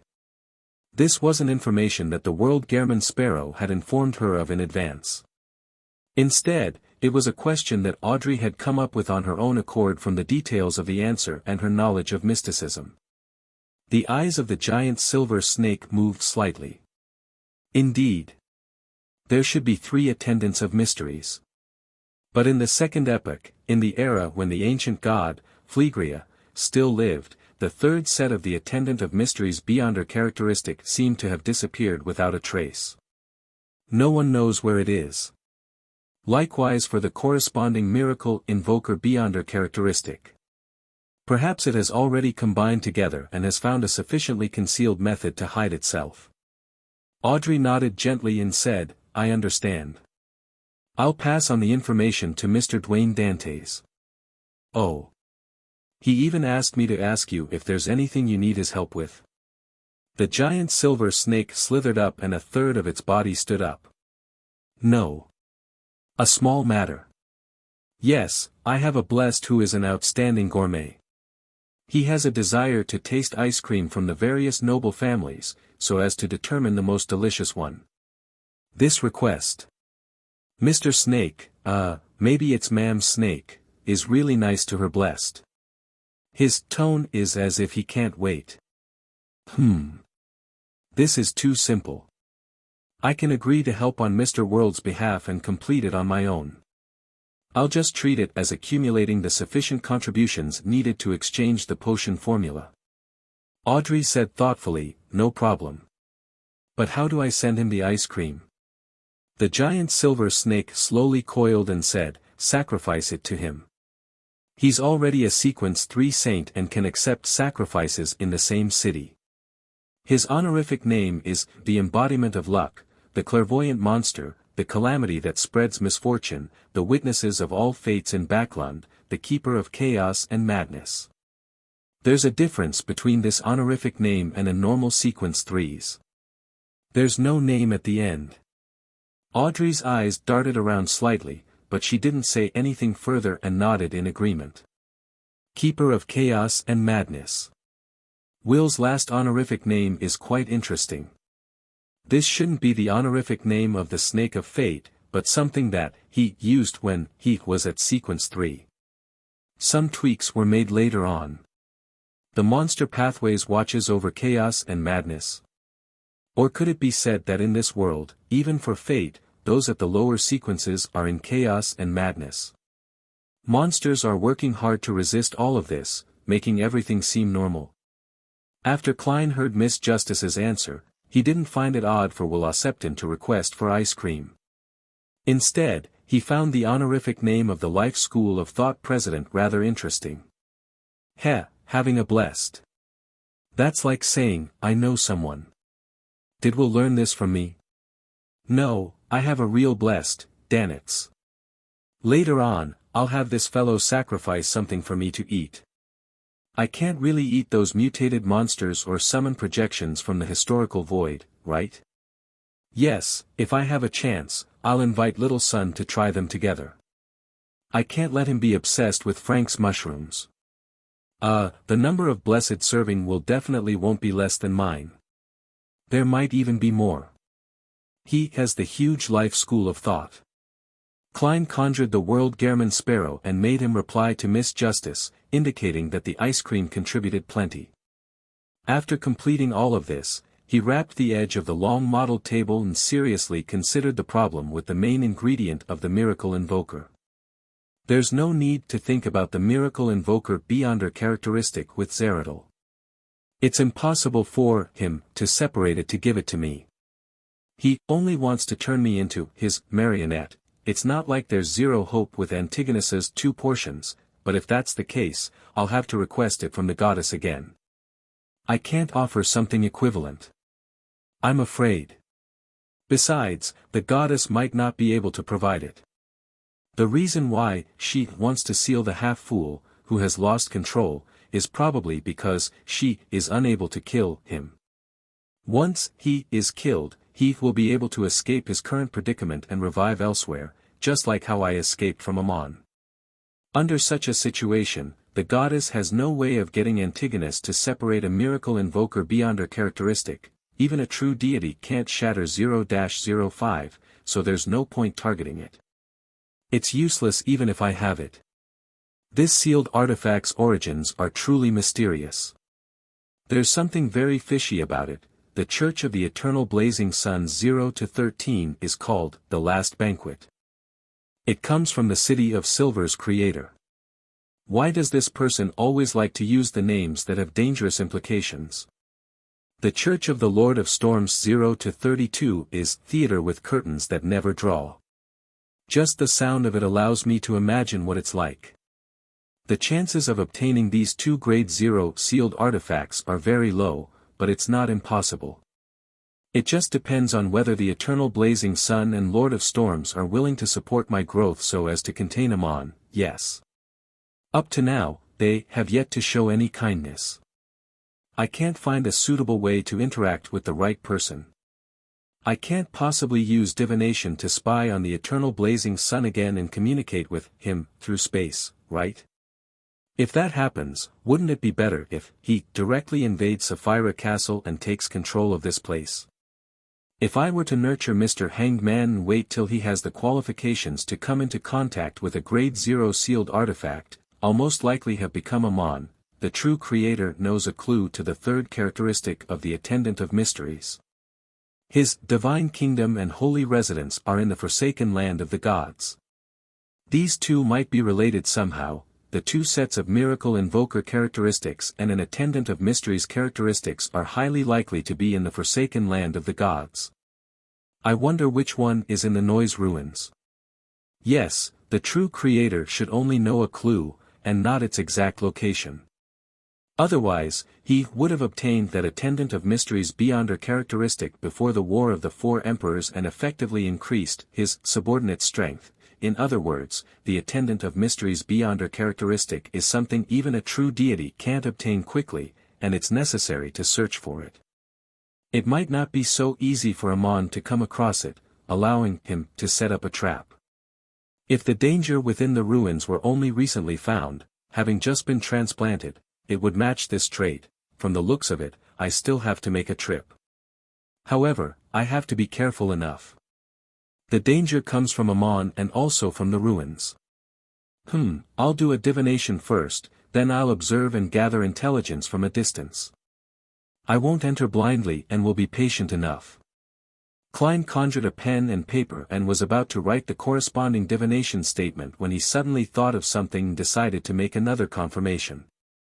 He drew a complicated symbol that was a mixture of concealment and mystery prying. He threw it into the crimson star representing the magician. With Gehrman Sparrow's image and tone, he asked her to question a Rhodes. Backlund, East Borough. Furs, who was about to move houses, drew the curtains and lit a candle. She set up a mirror and found Zio to act as a bystander. She then drew the symbol that Mr. World had given her. In the room, the environment gradually turned dark as cold winds stirred, causing the two to tremble. The surface of the mirror suddenly rippled, forming ancient dark red Faceac text, "You have summoned the great Rhodes. You have to abide by the corresponding rules, you have to answer a question for every question asked. If you lie or refuse to answer, you will be punished." "All right," Furs, who had been warned, calmly replied. Following that, she asked curiously, "Where can one obtain the main ingredient of the miracle invoker potion?" On the surface of the mirror, dark red words appeared one after another as other lines vanished.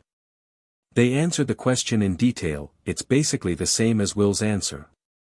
Above the gray fog, through the crimson star representing Miss Magician, Klein watched the specific process and nodded in disappointment. After Furs memorized the answer, she said nervously, "It's your turn to ask." The dark red words changed and formed a new sentence. "Have you had an erotic dream in the past year?" "Phew. Thankfully, it's still okay." Furs heaved a sigh of relief and said, "Yes." This was human nature. She didn't feel that there was anything to be ashamed of.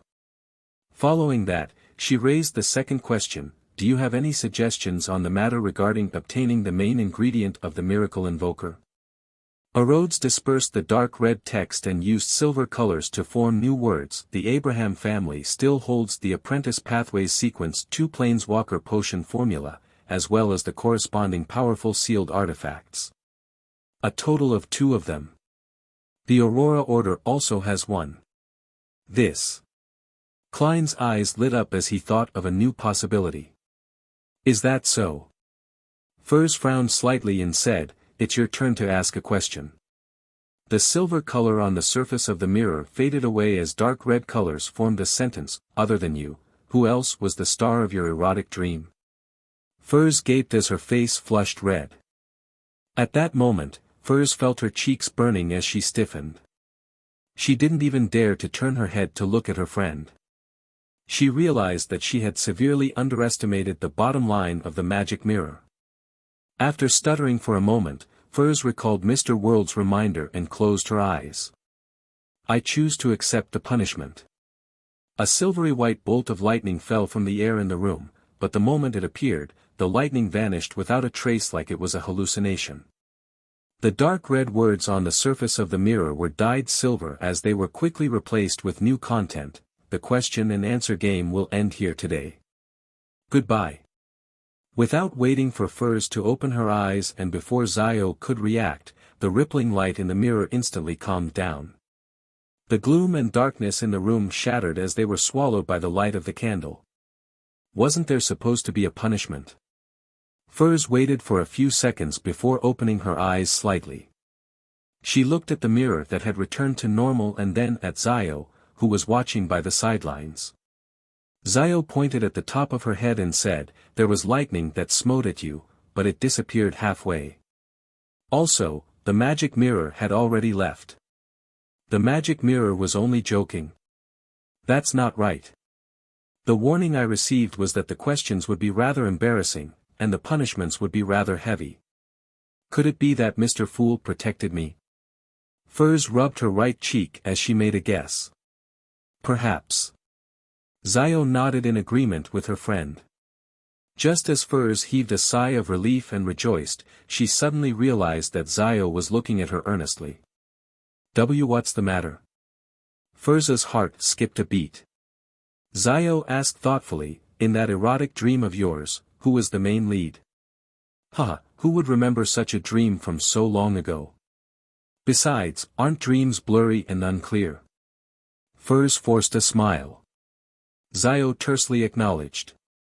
If that's the case, why didn't you answer with that just now? I was nervous. I was too nervous. Furs glanced at the luggage that she had finished packing and said, "It's time for us to move. I miss having a fireplace." As she spoke, she walked towards her luggage. It was only at this moment that she realized that, at times, the outcome was similar whether she answered the magic mirror's question or not. Is this the social death that was mentioned by Gairman Sparrow? I really want to bury my head into the ground. Furs continuously took deep breaths in an attempt to calm her burning face and embarrassed heart. In the ancient palace above the fog. Klein threw the sea god scepter back into the junk pile and scoffed at Rhodes's act. Despite knowing that I was the one who sent someone to summon it, it actually dared to raise such a question. Only when I stopped the punishment did it hurriedly change its attitude and leave in a panic. It sure had fun, however. Its answer has given me a new train of thought. I really don't need to restrict myself to the path of a miracle invoker. The second blasphemy slate is most likely from the City of Silver's creator, and is now in the hands of Adam. Although Amon and his brother are mutually staying away from each other's affairs and aren't on especially good terms, they have worked together before. I don't believe that he has never seen that blasphemy slate. If that's the case, he is definitely aware of the miracle invoker's ritual and can guess that I'll be bringing the City of Silver out of the forsaken land of the gods. When that happens, he wouldn't even need to put much effort into tracking me. He just needs to wait at the giant king's court. Yes, I can't go according to the enemy's expectations, especially since this is a god of deceit and a god of mischief. Countless accidents will happen. If it's because of my participation that the City of Silver's thousands of years of hope ends up being destroyed, then it'll be completely contradictory to my original intentions. The problem with a planeswalker is that I might hear Mr. Door's ravings, and will suffer the scrutiny and corruption from the cosmos that's worse than sequence 2 angels from other pathways. Of course, this isn't completely unacceptable. Also, will I need to pay back the 2 resurrection chances that Sapphira Castle gave me? That's still fine since I'll definitely transfer back to being an attendant of mysteries at Sequence 1 because Mr. Door has already blocked off the advancement path of the apprentice pathway. He is at least in control of the uniqueness and 2 sets of Sequence 1 beyonder characteristics, perhaps even all 3. It's not necessary for me to switch to Planeswalker, but I have to make the necessary preparations. When my options increase, even if Amon tries to stop me, the difficulty of burying a trap in advance will increase significantly. Only then can I become an angel while under the pressure of a king of angels. Yes. I'll stay on the fence for now. I'll prepare for the Miracle Invoker advancement while preparing for the Planeswalker advancement. I'll determine which pathway to take based on the actual situation when the time comes. Having come to a decision, Klein felt refreshed. His mind was abnormally active, and he quickly came up with a preliminary plan. I'm not in a hurry to ask Miss Magician's teacher about the Planeswalker potion formula and the corresponding Grade 0 sealed artifact. This will scare the Abraham family, making them suspect that Miss Magician worships some evil god and has joined some terrible organization. With their current situation, there's a high chance that they won't reply. They will change their identities, move, and sever all ties. Yes, the head of the Saint of Secrets, Bodhi's, will make a fine gift. Regardless of whether the Abraham family gives the Worm of Cosmos, this matter will have to be placed on the agenda. I hope Miss Justice can digest the Dreamwalker potion as soon as possible. I hope that Ma'am Hermit will be prepared.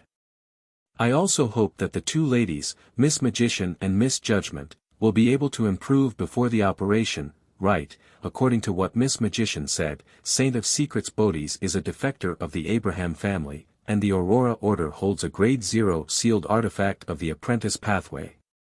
That's interesting. Perhaps I don't need to contact the Abraham family. I might be able to get what I want from the Saint of Secrets.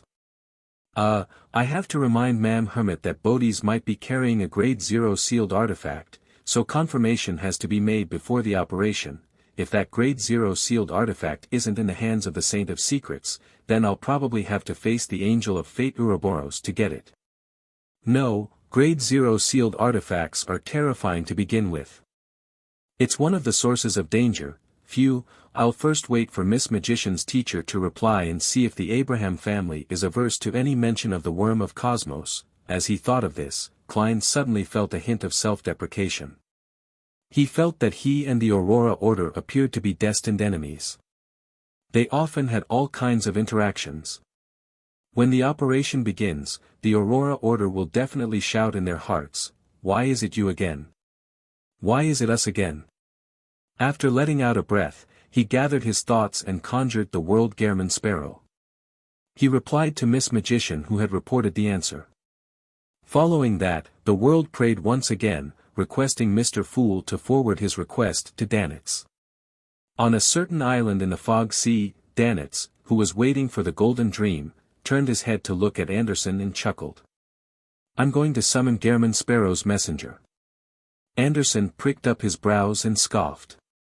"You're qualified to consume the Conspirer potion. You were the one who made it too obvious. Even I could sense that you were afraid of that messenger." Danitz felt even more pleased with himself as he said humbly. Anderson suddenly guffawed. "Why do you not suspect that I'm pretending to be afraid?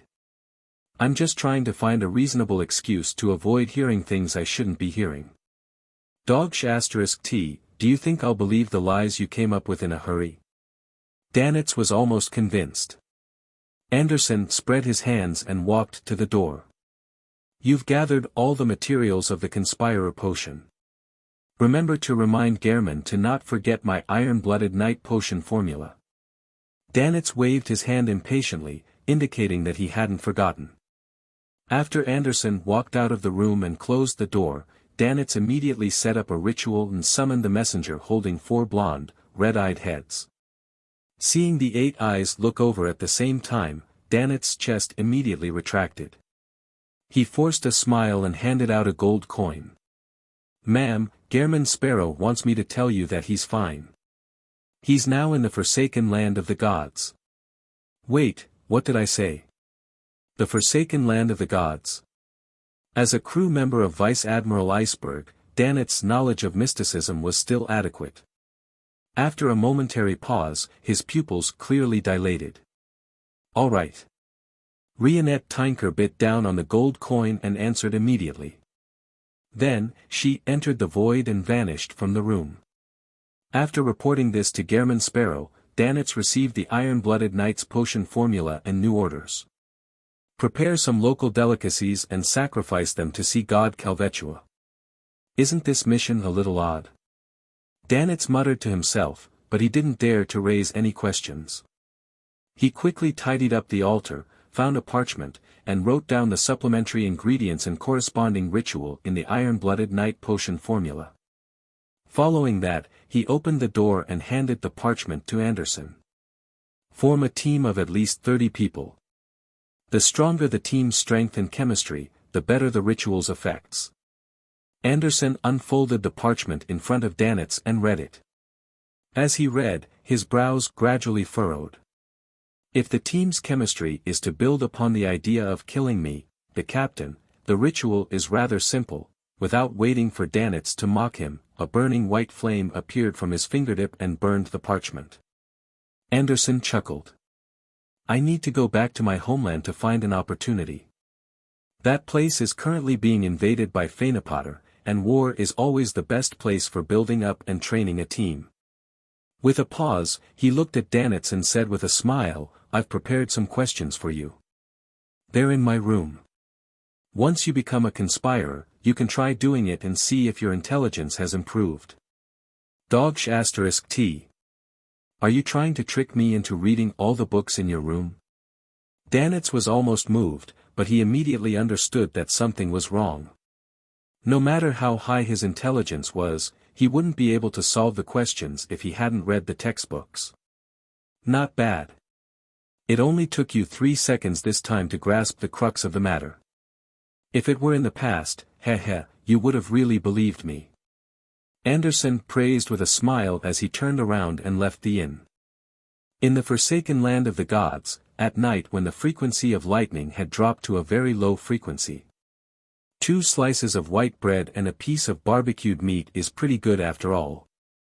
The sweet and sour desserts from the Fog Sea are better than I had expected. After swallowing the last mouthful of food, Klein sighed in amazement from the bottom of his heart. He then threw the remaining packaging into the darkness. After all, there was no concept of environmental protection here, nor was there a rubbish bin. Of course, he had removed his connection with those items ahead of time, just like how he would head over to Sapphira Castle to perform sterilization every time he abandoned a marionette. This was to prevent Amon's avatars from locking onto him with them. Lifeless objects won't be transferred into a concealed state by the darkness here. Klein raised the lantern that Danitz had sacrificed, and he illuminated the abandoned items. It was only after he filled his stomach that he was in the mood to try out the dangerous things he had previously divined. Amidst the flickering dim yellow light, Klein reached his right hand out into the air and dragged out another projection of himself. It was another version of him from the historical void, one who was also holding onto a lantern. Klein entered the grayish-white fog 1 second later, allowing his projection's consciousness to awaken. The projection was surrounded by a group of monsters. Amidst the endless darkness, it opened its mouth, planning to recite the name, Ammonizes. He didn't manage to make a single sound, as though the words he wanted to say had been concealed. Indeed, it's as I expected. Wearing a silk half-top hat and a black trench coat, Klein slowly took a deep breath. Looking at the lantern that emitted faint yellow light, he suddenly chanted in Jotun, Leotaro. Before he could finish his sentence, more than 100 lightning bolts warped as if they were responding to being summoned. They instantly blanketed the area. There was no time for him to dodge. Even if he had switched places with a marionette, he would still be within the attack range.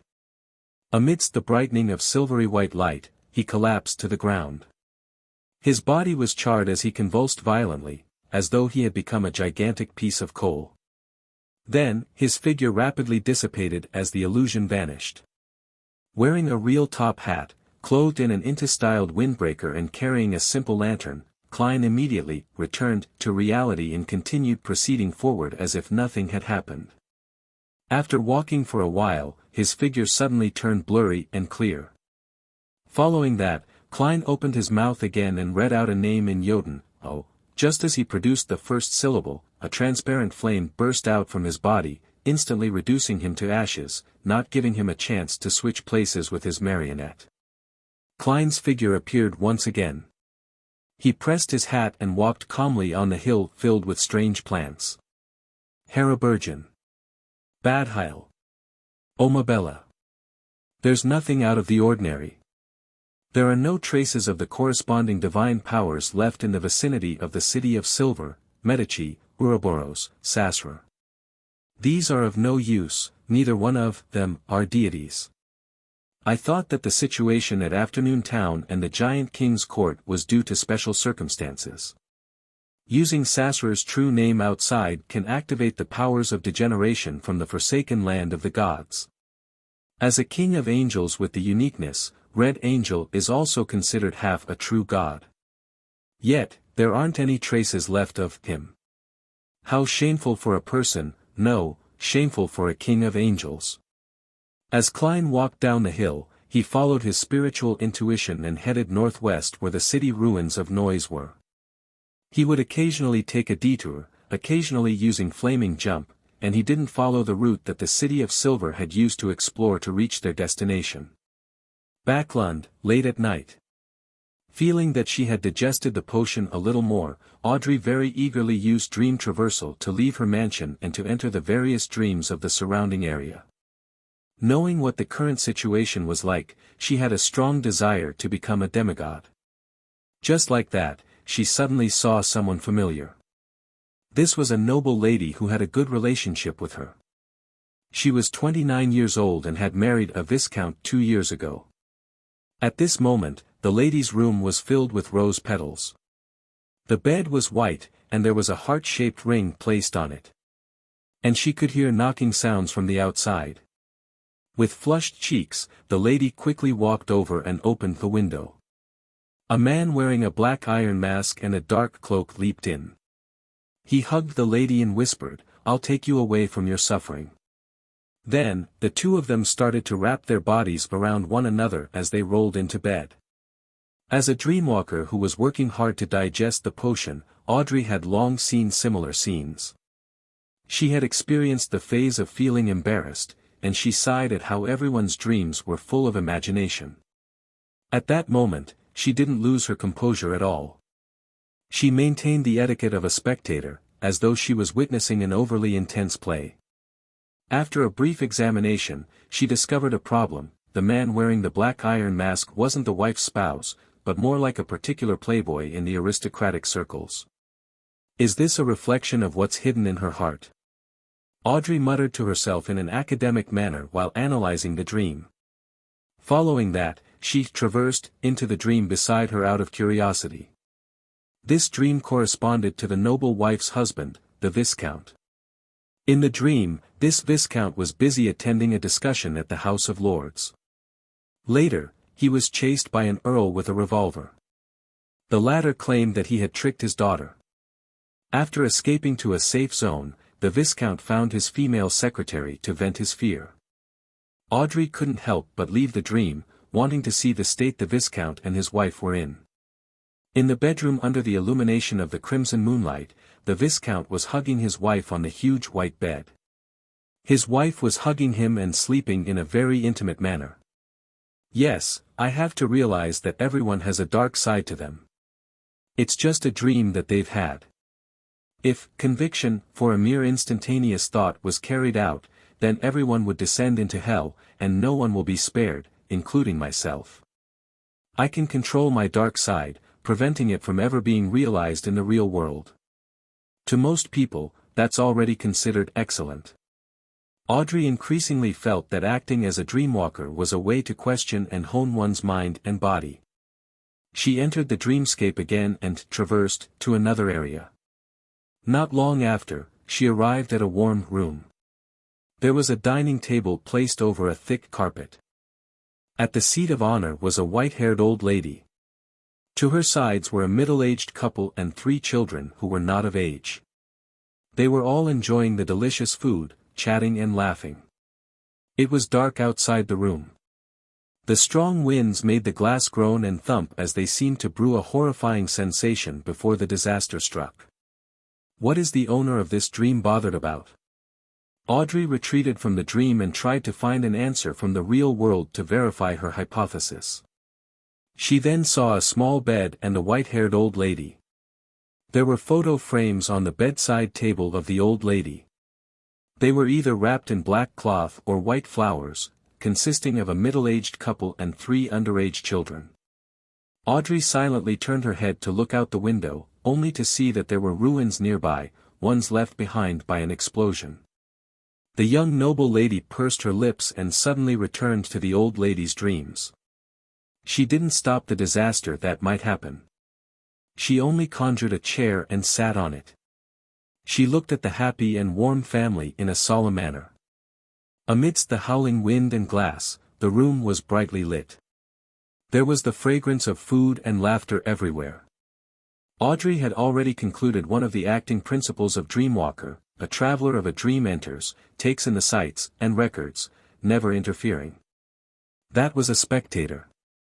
In St. Samuel Cathedral, having been summoned by Bishop Anthony Stephen, Leonard slowly walked up the spiral staircase under the sunlight that shone in through the stained glass. Suddenly, he said with a suppressed voice, "Old man, that secret gathering is about to begin again. Are you really planning to attempt to enter the treasures left behind by the Jacob family at the end of the month?" "I'm not sure yet, but this is an opportunity. At the very least, Amon's main body is being tied down by the matter regarding Sapphira Castle. He won't suddenly appear." In Leonard's mind, Palaz Zoroast replied with a slightly hoarse voice, "However, I'm more inclined to reveal the news of the treasure trove. I want the people at the gathering to adventure and explore it. We'll stay in the vicinity and observe the situation, taking what I need from their hands." Leonard was taken aback as he whispered, "Old man, isn't that too sinister?" This was using the members of the Hermits of Fate as tools to step into a trap. Naive, childish. You can tell them all the details and let them decide whether they want to go on their own." Palaz scoffed. Leonard didn't mention it again. Instead, he asked, "Old man, when can I become a demigod?" Palaz chuckled. "If you can obtain a spirit at the level of your former colleague's messenger, you'll be able to digest the potion by the beginning of next year. However, it's better to act according to my instructions. Engage in a deeper level of acting. Wait till the second half of next year, you'll have the qualifications to try for Sequence 4. Of course, I'm not sure if the Church of Evernight will give you the potion and hold a ritual for you. That high-ranking deacon named Casimir Christet had to wait several years before he truly became a demigod when war truly broke out, didn't he?" Leonard nodded and asked thoughtfully, "Old man, can you act as a spirit to help me digest the potion?" "Your level should be higher than Klein's messenger." Palaz Zoroast fell silent for a few seconds before he chortled. "What a great idea. How about I help you digest the potion?" "How?"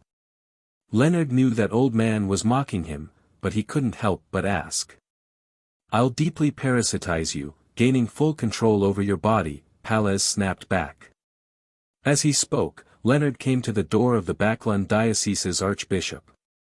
He immediately shut his mouth and raised his right hand to knock on the door. "Come in." Anthony Stephen glanced at Leonard, who had opened the door. "You can release that vampire behind Cheney's gate."